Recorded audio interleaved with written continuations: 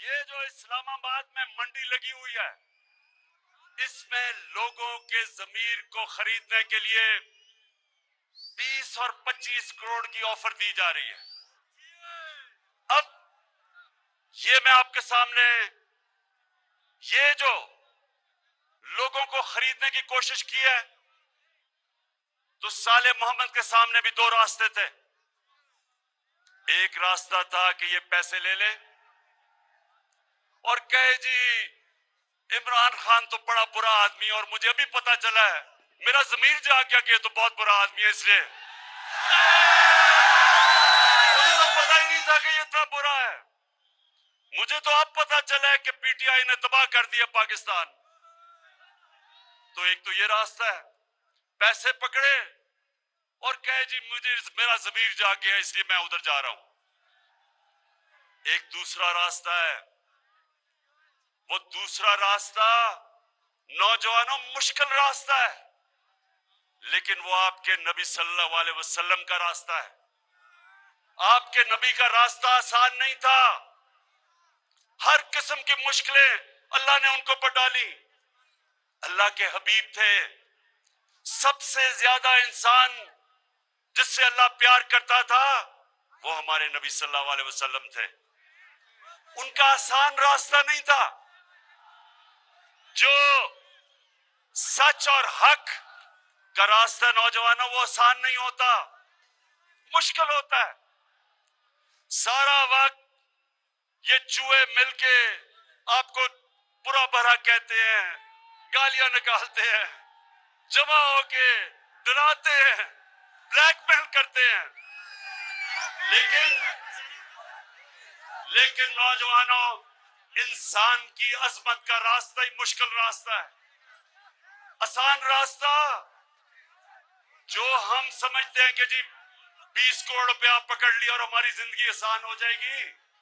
نوجوانوں، اللہ نے قرآن میں 3 چیزیں واضح لکھی ہوئی ہیں کہ جتنا پیسہ آپ زندگی میں بنائیں گے وہ اللہ کے ہاتھ میں ہے، کوشش انسان کے ہاتھ میں ہے، لیکن کتنی آپ کی رزق ہوگی وہ اللہ کے ہاتھ میں ہے۔ دوسرا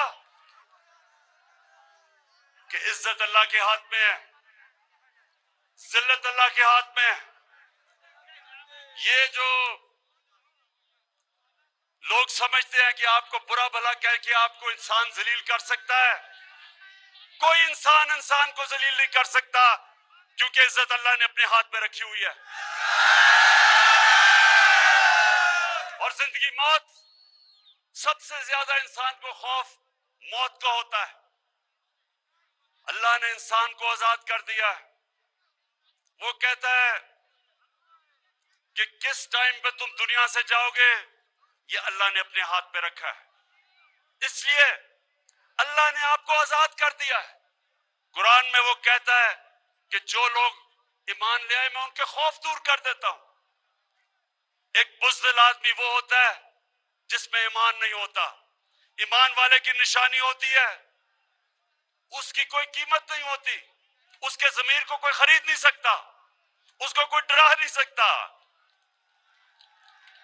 تو میں صالح محمد آج آپ سب کے سامنے آپ کو اس لیے خراج تحسین پیش کرتا ہوں کہ 20 کروڑ کیا 50 کروڑ بھی آپ کو وہ آفر کرتے آپ نے نہیں جانا تھا ان کے ساتھ۔ اچھا نوجوانوں، اب پہلے تو میں آج اللہ کے سامنے اس کا شکر ادا کرتا ہوں کہ میں سرخرو ہوں۔ کیوں؟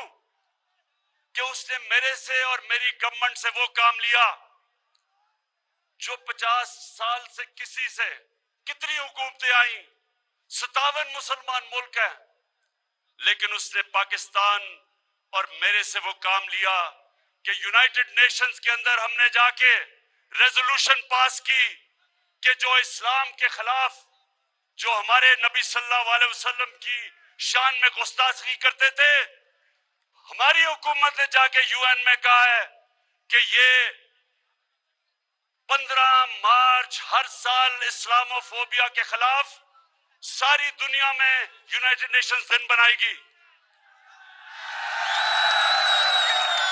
کہ اب تک ہمیں تکلیف دی جاتی تھی، آزادی رائے کے نام پہ، فریڈم آف ایکسپریشن کے نام پہ ہمارے نبی صلی اللہ علیہ وسلم کی شان میں گستاخی کی جاتی تھی۔ اب یونائٹڈ نیشنز یعنی ساری دنیا کی کمیونٹی نے یہ فیصلہ کیا ہے کہ آزادی رائے کے پیچھے چھپ کے آپ 1.5 ارب مسلمانوں کو تکلیف نہیں پہنچا سکتے۔ تو میں یہ منصیرہ والے مجھے یہ بتائیں کہ 30 سال سے فضل الرحمان سیاست کر رہے ہیں دین کے نام پہ، اس نے کیوں نہیں یہ کیا؟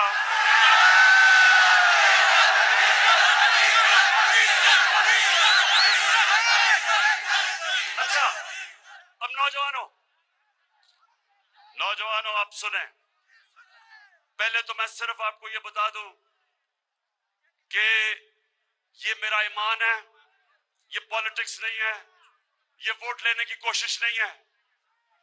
پاکستان صرف ایک طرح اٹھے گا کہ ہم جو اللہ نے ہمیں حکم دیا ہے کہ نبی صلی اللہ علیہ وسلم کے قدموں پہ، ان کی سنت پہ، ان کی شریعہ پہ چڑھو، ان کے راستے پہ ہی یہ ملک اٹھے گا۔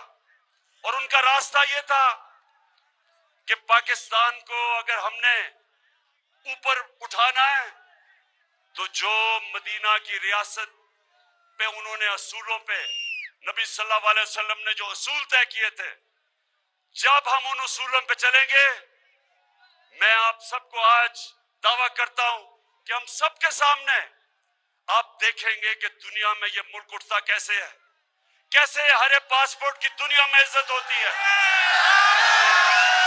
اور وہ سب سے پہلے انصاف کے علاوہ جب تک ایک معاشرے میں عدل اور انصاف نہیں آتا وہ معاشرہ ترقی نہیں کر سکتا۔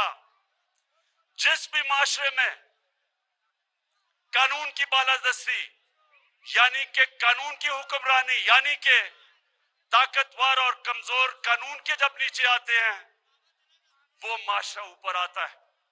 مدینہ کی ریاست میں ہمارے نبی صلی اللہ علیہ وسلم نے کیا کہا تھا کہ اگر میری بیٹی بھی جرم کرے گی اس کو سزا ملے گی، کوئی قانون کے اوپر نہیں۔ تو یہ جو 3 اسٹوجز یا 3 چوہے یہ جو مل کے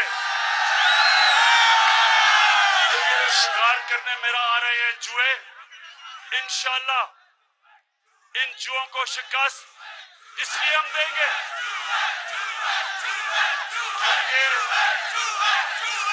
کیونکہ یہ چاہتے ہیں کیا؟ یہ ایک چیز چاہتے ہیں کہ کسی طرح عمران ان کے کرپشن کے کیسز ختم کر دے، ان کو این آر او دے دے جو جنرل مشرف نے ان کو این آر او دیا تھا۔ ساری جنگ یہ ہے، عدم اعتماد کی جنگ کا صرف ایک مقصد ہے کہ کسی طرح جس طرح جنرل مشرف نے ان کی کرپشن کے کیس معاف کیے تھے عمران خان بھی وہ کر دے۔ اور جس دن نوجوانوں آپ گواہ رہنا، جس دن میں نے ان کے کرپشن کے کیس معاف کیے میں پاکستان سے سب سے بڑی غداری کروں گا۔